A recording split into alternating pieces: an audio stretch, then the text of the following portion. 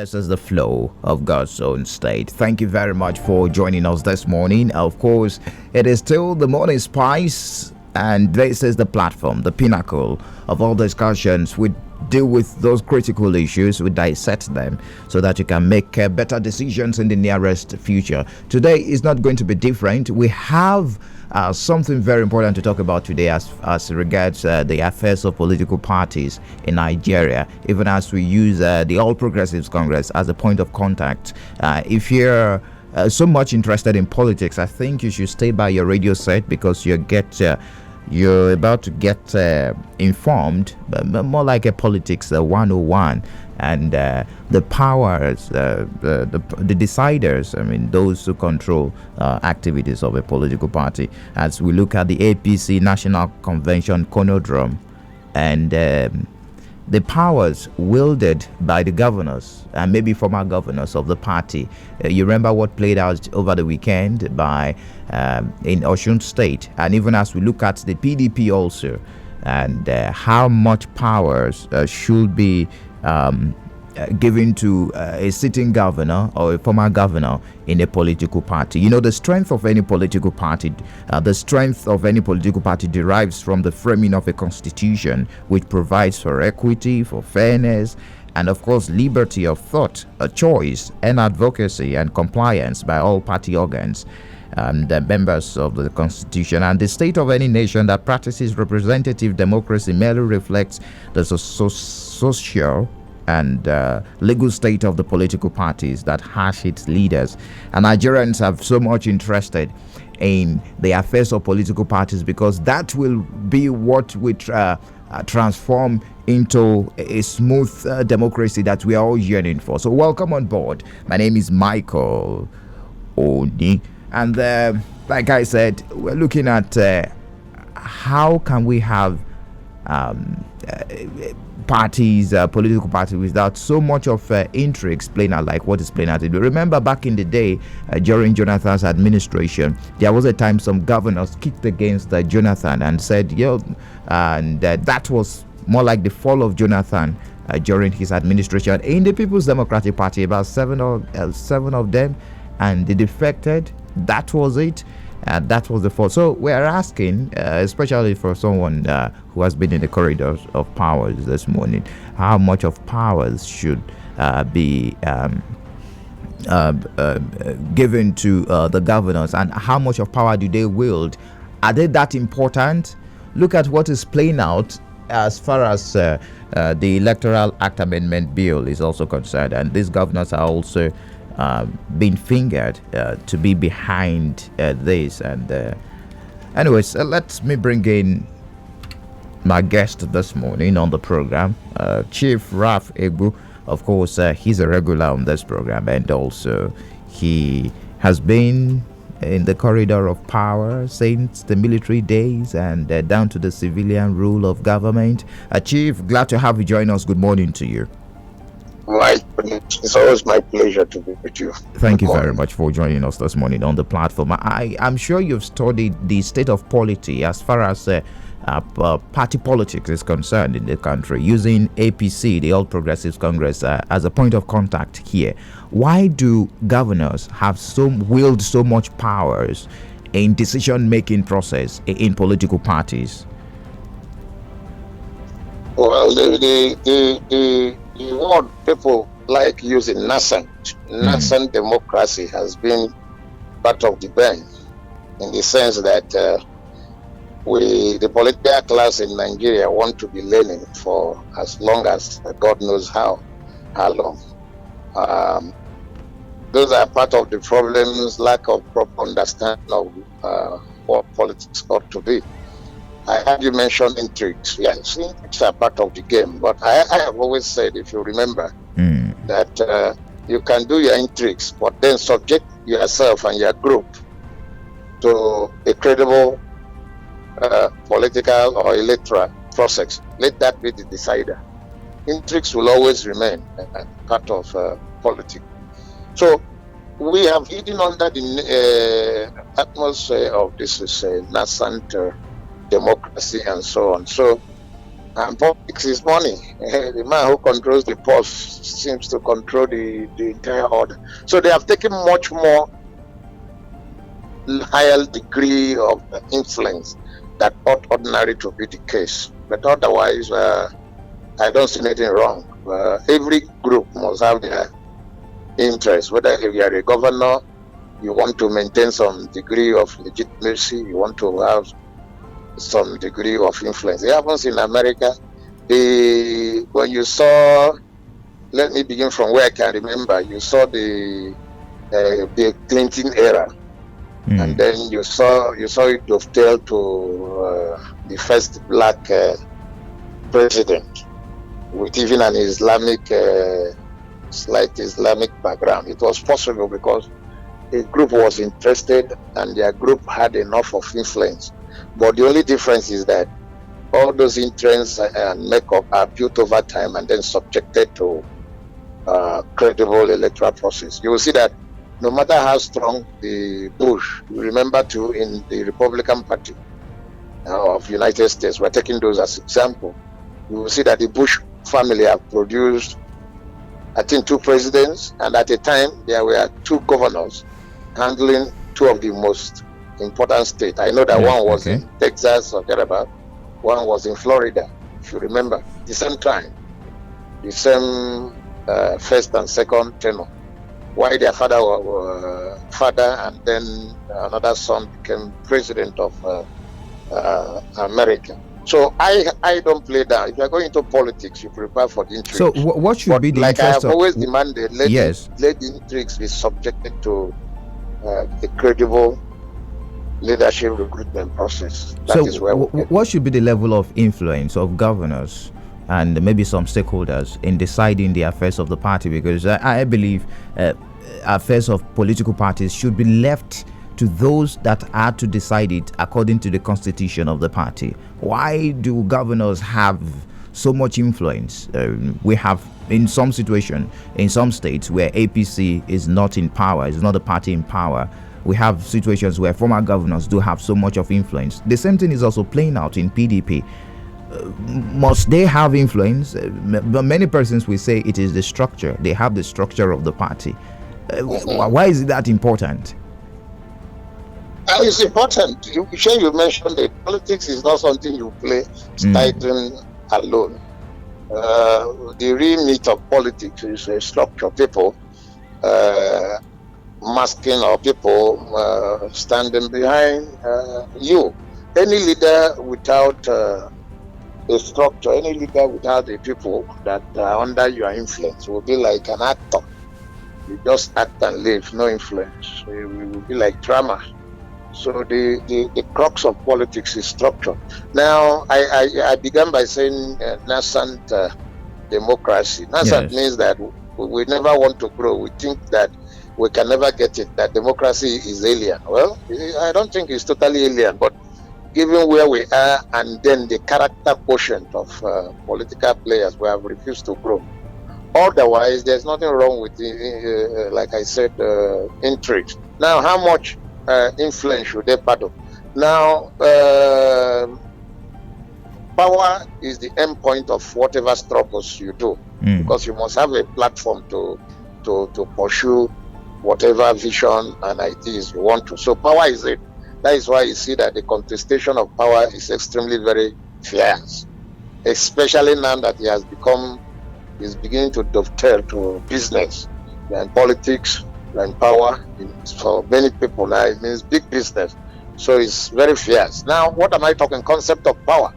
Power is like God. If you have power, you can decide life and death. You can impose it. It's like a judge. And anybody that wastes that kind of power will influence. And then we are running an economy where we're democratizing poverty, busy democratizing poverty, pains and dislocation. So it makes anybody with little cash a bit of a demigod. So that automatically translates to influence, whether due or non-due, can be for class or political science. What is there in raw politics is there. So you'll find that anywhere you find governors, because of access to much more capital, they control the structure. That is the truth.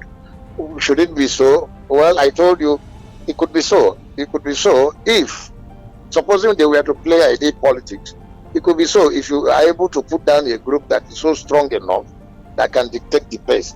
But what makes it not to be obnoxious, what will make it a bit legal, what will make it a bit acceptable is that everything must return to a credible, transparent, clear, if you like to call it leadership recruitment process, or you call it electoral system. And that is why you are fighting over the electoral law the president has refused to sign. Because what they are saying, I had Wike in Calabar a few days ago, and he spoke my mind. He was saying the governor has gone to APC, but we're interested in taking back our party. And I want everybody to go and get PVC. What he's saying is, give us a sound, credible, extremely very transparent electoral process and let the people decide. And until we get to that level, for now, that is why I brought in the concept of this thing we talk about as nascent. I don't like it myself. I think we ought to have outgrown it. But when you say nascent, it means that the credibility in the processes will continue to reproduce in ways that we don't like. Okay, let us be very specific here, Chief.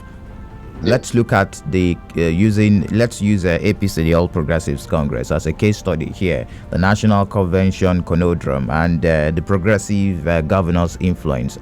As we speak, the governor seems not to be so happy that the national body, or maybe some of them might be happy, but they have so much influence. Some of them are in support of the February 26th National Convention Day that has been set by the national body, while some of them are not so happy. The influence that the governors are wielding on decision making in that party, is it, from your study, from your analysis of what is happening in the party, is it helping the party to move forward, or will the party collapse, looking at what is playing out as we speak?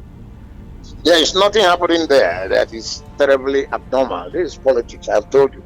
Even America, you can feel the heat once they want to go for elections and you have many candidates. Like I told you, various groups and blocks, ideological blocks, capitalist interest, liberal Democrats, everyone will have his interest. Now in APC, if you want me to tell you, I can tell you, it's not even totally about governance, because you have three groups led by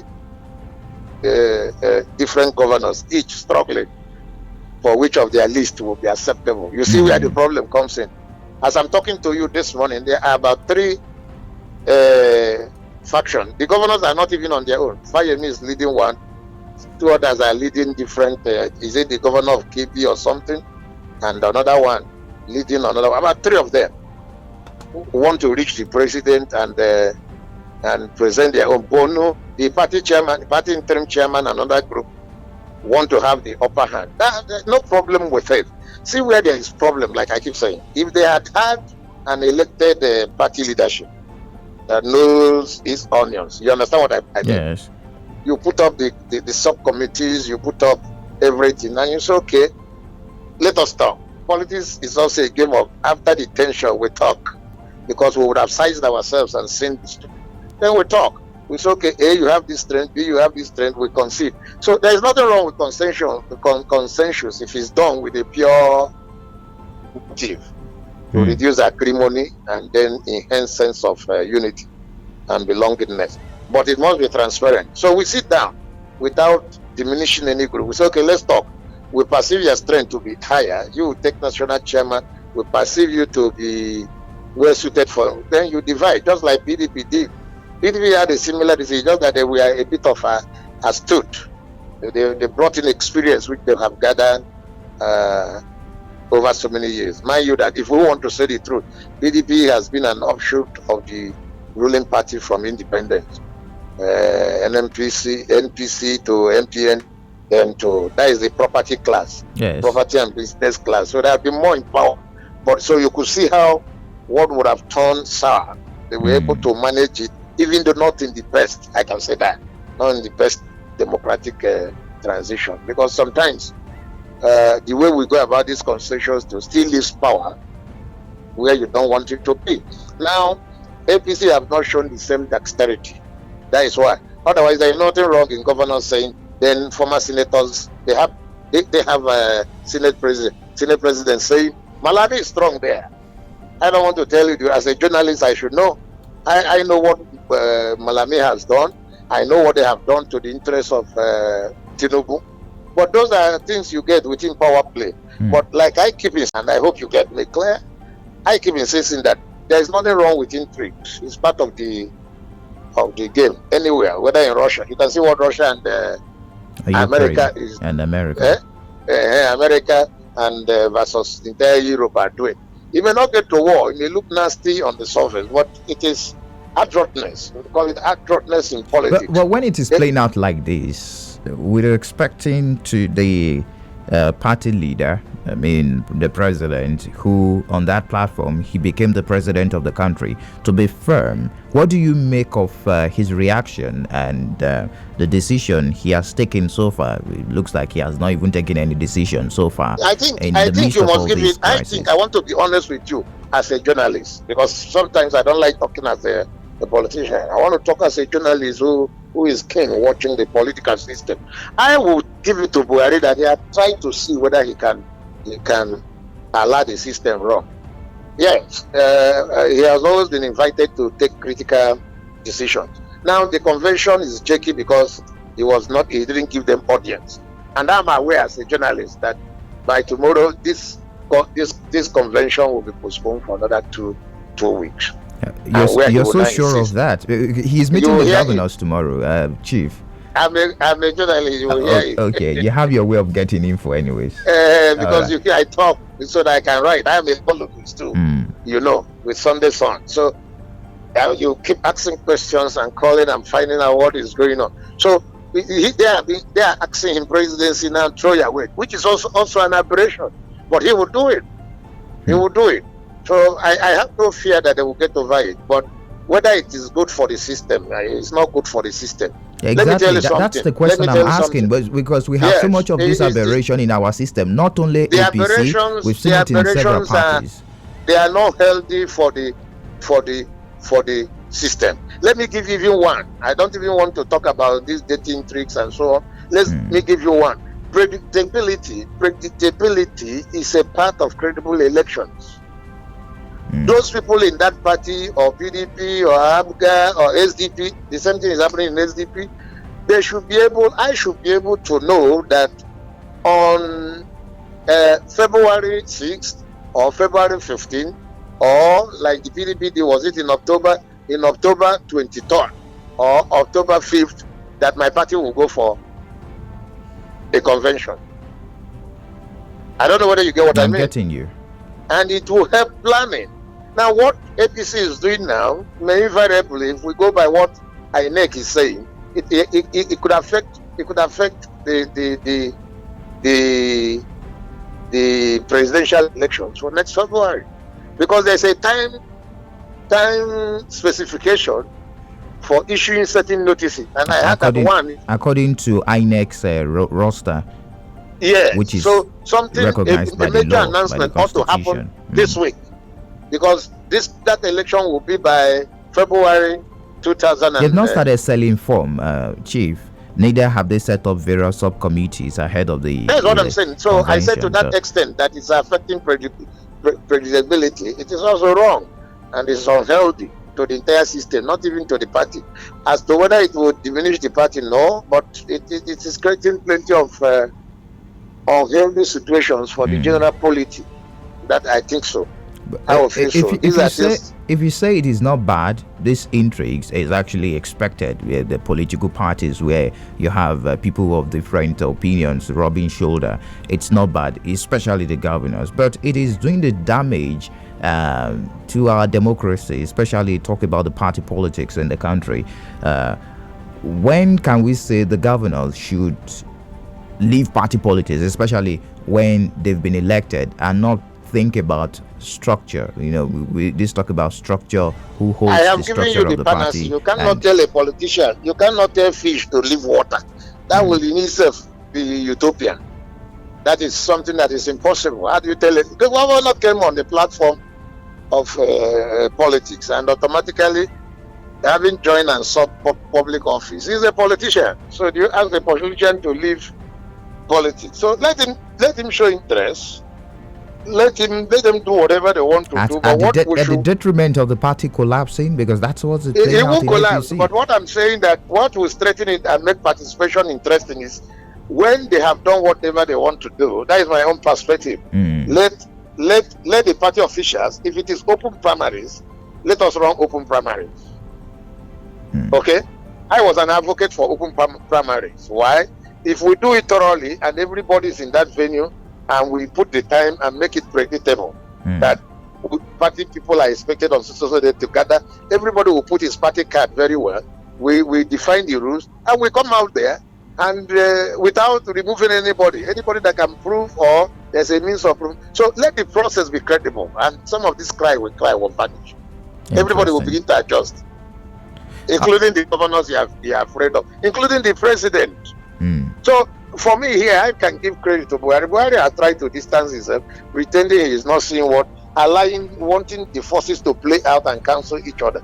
But it is lack of astuteness now that is taking them to this point, where the political health of the nation wants to come into the fray. But otherwise, intrigues apart, but so long we play it and then everything culminates in a decent, credible, acceptable electoral process, there is no problem. That is what we'll tell. If the APC is unable to resolve its many internal crises ahead of the 2023 presidential election, do you foresee the PDP taking advantage of the situation? Because we also have the same intrigues playing out in PDP, although it is not as elaborate or as public as the one playing out in the APC. I read those ones and I laugh.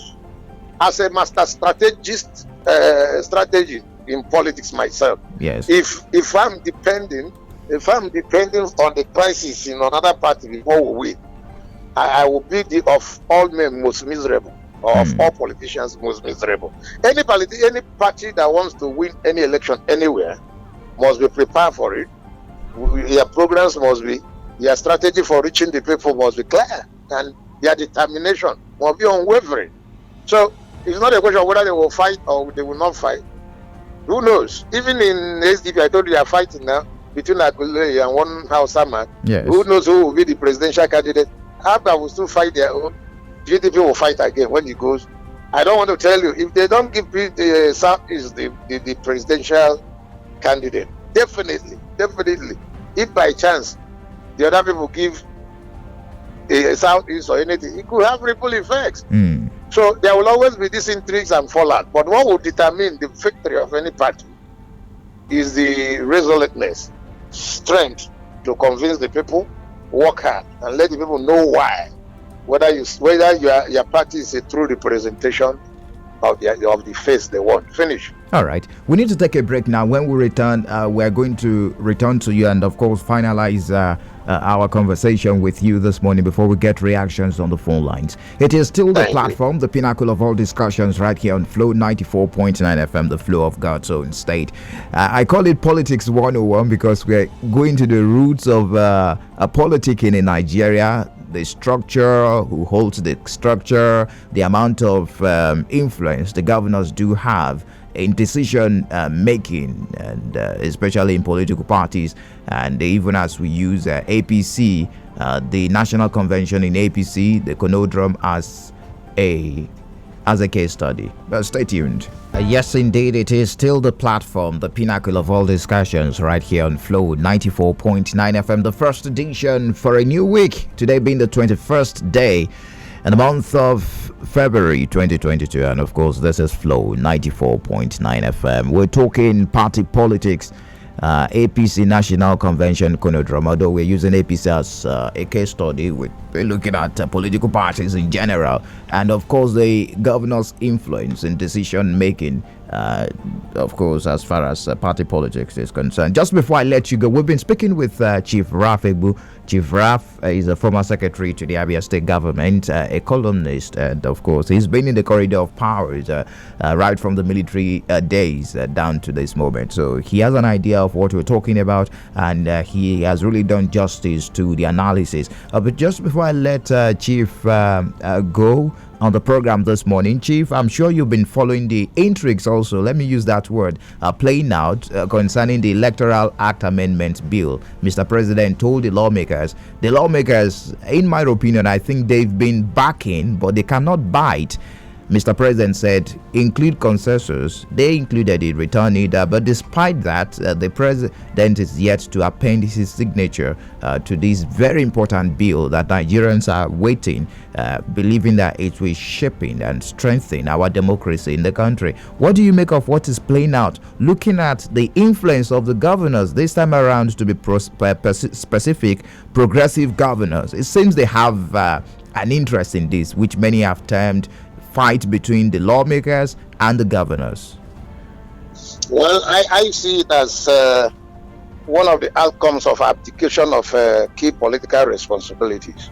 Why am I saying so? Now we are talking about president signing or no signing. This bill ought to have been ready more than 6 years ago, when the All Progressive APC government, settled into power. They are in control of the two houses at the National Assembly. The same thing was, it was also, do not forget that it was also worked on during the Jonathan's administration. That is what I'm saying. President we are looking at his signature. The same pattern. So yes. why it failed during the Jonathan time was also they waited till the last minute. And then various kind of interpretations followed that they wanted to cage this, they didn't want to do. If you know these things that are good, why can't they do it in the first 6 months of their assumption of office? So what is there? These are cardinal state things. Why do you always leave things that are crucial few months into election year? That is asparagism, but that is not an excuse for the president not to sign. Even in the first one, I don't see so much. Consensus is not the meat. If our president was properly into this thing, let me use that word. I want to be a bit charitable. What is simple in knowing definition of politics and what the crux of politics is participation. Where the interest should be, it could be either delegate system or the more advanced, which is open. Is it direct primaries? Yes. Yes, initially we have a problem, but look at the excuse, very lame excuse on which it was discarded. They told us it will cost money. Which system will not cost money? They said insecurity. Yet in the next election coming up, including party primaries, you will conduct primaries in Kebbi, you will conduct primaries in Yobe, you will conduct primaries in Borno, you will conduct primaries in Sokoto, even in Kaduna that is witnessing massive killing every day. So we begin to shy away when we see problems, and I hate that system. Democratized security. Well, why are these governors now suddenly interested? Not suddenly anyways. The same thing played out in the last administration. There seems to have so much interest in this bill. I don't think it's a governor's issue like most of you have thought. I didn't see it as a governor's issue. Is what somebody called, and I can take that. I don't mean harm when I say it, having a presidency without a president. It can be dangerous. From the look of things, you can see that the power in Aso Rock is located elsewhere. I have seen an aberration ad initio where a house, National Assembly, that was duly elected by Nigerians, and then going down requirements or theories, we handed over power to some people. Say, whatever you speak, the people are speaking. Then after we finish, you now carry our work, like happened in the last non-signage of that electoral bill. You take the bill back to INEC and then finally to Attorney General. Where is it done? What is the public sitting for? Every government, whether governor or the president, they have what they call legislative assistants by whatever name. What is the essence of legislation? Is whatever should be of interest to the executive when the House is dealing with the matter, so that you can pass it through you'll be informed through your liaison officer, who in turn will take back to them whatever are your fears, apprehensions, and contributions. So in Nigeria, I see the opposite. Now the house sees and does everything, and then you carry it and go and give one man malade. And then he begins to redefine that. Okay, he got this one. He begins to, I will look at for personal interest. And rightly, the National Assembly has said, how do you define personal interest? So my problem is, if we want to do serious things, we do. And again, I blame the media. Last week in my Sunday Song column, I said the media has neglected a cardinal aspect of its function, which is agenda setting. Now, if we do agenda setting, and you should know that this electoral decision should form part of an agenda that we should lead society to pursue. I can bet you, Oni, with all your experience and expertise conducting a public forum like this that is so deep and interesting, I can tell you, you don't know the total content of this bill we are talking. You are just talking electronic voting, electronic finish. It is not in the public. But they said they went there and put that if you are holding public office, that you should resign. Something that the policy of government, just policy of government. If you are working in executive, I want you to resign. All those there. They went and put it there. So why would they be straying into areas that can bring unnecessary? If we are facing conduct of electoral, it should be what happens to the logistics. Who is in charge? At what time? At what point do you get the voters? This thing? When do you transmit? Because what Nigerians are looking for is, please, as the elections are going on in the polling, let them know how many automatically. In South Africa, for instance, you don't need to be. I don't need to work. I don't need to call you. Have you or call Samson? Have you received any report for the field? What you will see it on the what do you call it on the electronic board. You will see it. You see how many people appeared in my ward at different places at the press of a button. All right. And by 6 p.m. at the the first counting, at the time of the first counting, you will begin to trend. You will see this unit, PDP 55, APC 2. You see it clearly. You don't need to bother anybody. So that should have been the crux. I'm not giving no excuse, but I'm saying that the president should sign the new electoral bill. We need it. Whatever amendments that will require, if they are free or by the coinage of certain sentences and so on, that can be handled by a subsequent. So let's make progress. All right. Nigeria requires, part of what is creating instability is lack of a credible electoral. You see what people are voting. Somebody mentioned a number, another one mentioned Coke. Even in the ones that will happen in Ekiti and Osho, you will see that about 2 million voters will register. Only about 200 150 150 will come out and vote. Will come out to decide. That is wrong. And it's not because, yes, there could be fictitious name, a few, but why they're not coming back is that the man will say, why would I leave my business and go and spend the whole day in the queue? And yet what I wanted, and which we know will not reflect sanctity of the election result. All right, Chief. I think it's at the crux of the matter, and let's appeal to the president to please sign the electoral law today, and I'm expecting to hear that news between now and 12 noon tomorrow, so that we raise that one and then look forward to the parties preparing. And let them do intrigues. I am not afraid of intrigues, but let's have a sound, whether in the party. It's not happening now. You saw Ekiti, it just ended.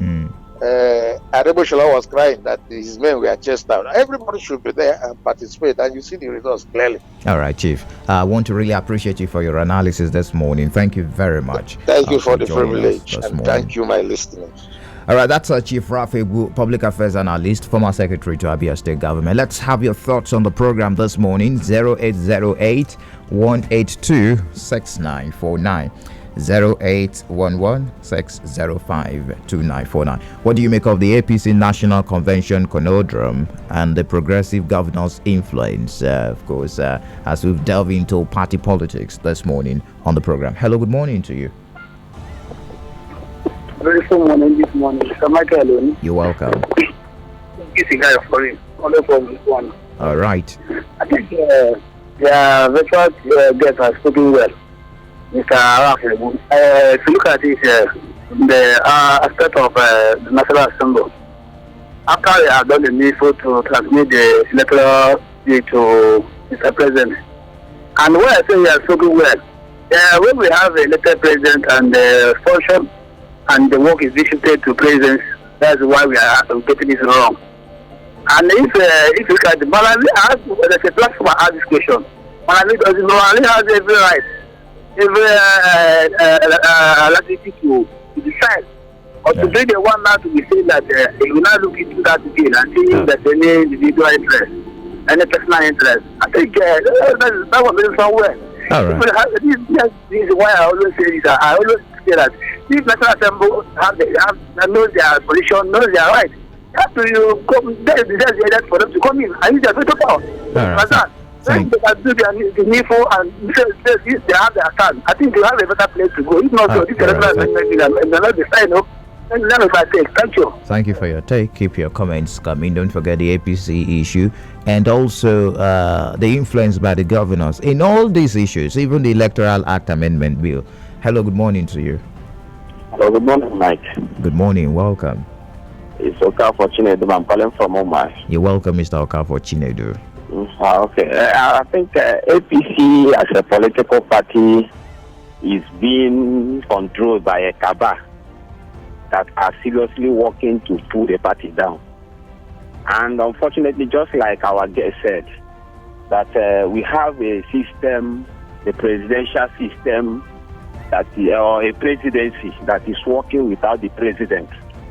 And you see, the president is just keeping quiet, waiting for them to kill themselves. And that is why, as a political frontliner, he has kept quiet to look at them. He doesn't want to be involved in their doom.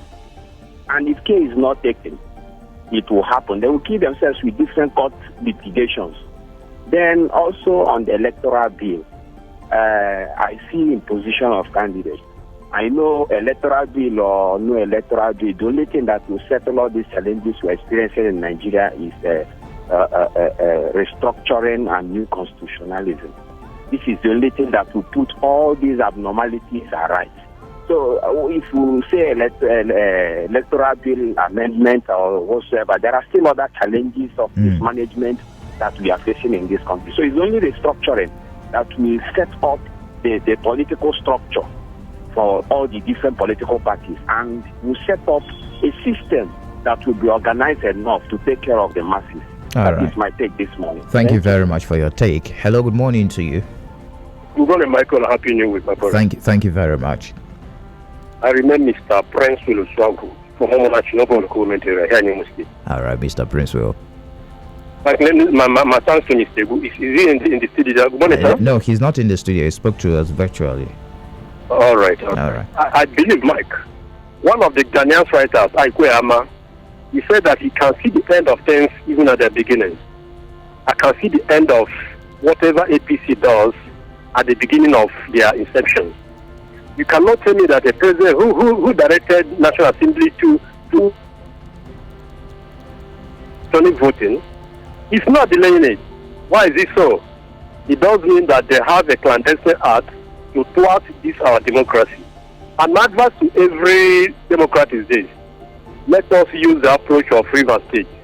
Let us use the approach of Anambra State. Let us use the approach of municipal election that happened in Abuja 2 weeks, a week ago. Let us protect our votes. Whether he signed the Electoral Act or not, let us protect our vote to the teeth. INEC has a very good idea, but the managers that are controlling INEC, they don't have the good idea to help INEC. That is my thing. God bless all of us. Thank you for your take. Hello, good morning to you. Hello, good morning, Mike. You're welcome. Good morning. Yes, my name is Chief Ndubisi Wadneke. I'm calling you from Mumbai, in the local government area. You're welcome, Chief.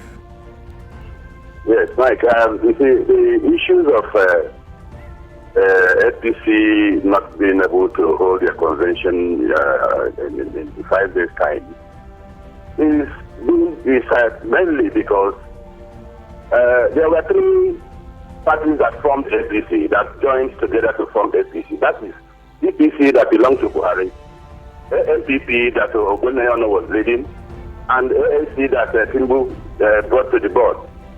But today, as Buhari is exiting, next year, what they are trying to do is to ensure that only CPC faithfuls that are in that alliance will hold the party organ. And that is the problem. That is why Buhari is not doing anything about it. Because he knows all he wants to do is to install CPC members as leaders of the current APC as formed by 3 political parties until they see it this way and know that, like in Abia State, Ike Semenike belongs to CPC. And that is why they are playing to that caretaker committee at the national level, is helping them to establish hold on Abia State. But until they see it this way, even the national convention will not hold. Have a nice day, Mike. All right, thank you very much for sharing your thoughts with us this morning on the platform. And that's how far we can go. We keep our eyes on, our ears on ground, and our eyes are open. 26th, that's the day. We have how many days to go? Just 5 days to go. Hopefully it won't be postponed. It's been predicted that it will be postponed for 2 weeks because as it stands now, the party is looking at this week Saturday to hold the national convention, and yet the party has not started selling forms for the various positions for aspirants. Oh, interesting. And thank you very much for joining us this morning on the platform, the pinnacle of all discussions right here on Flow 94.9 FM. Many thanks to my producer, Samson Eze and Ezine Okoro. Do enjoy the rest of your day. Many thanks to the guys behind the visuals on our Facebook page, Stanley and Chinedu. My name is Michael Oni.